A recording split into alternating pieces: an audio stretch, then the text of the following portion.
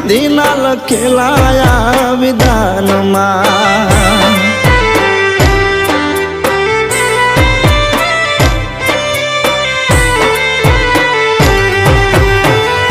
એક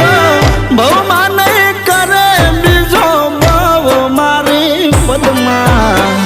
વેઠી નહીં વેઠાય એનાથી મારા વિરહ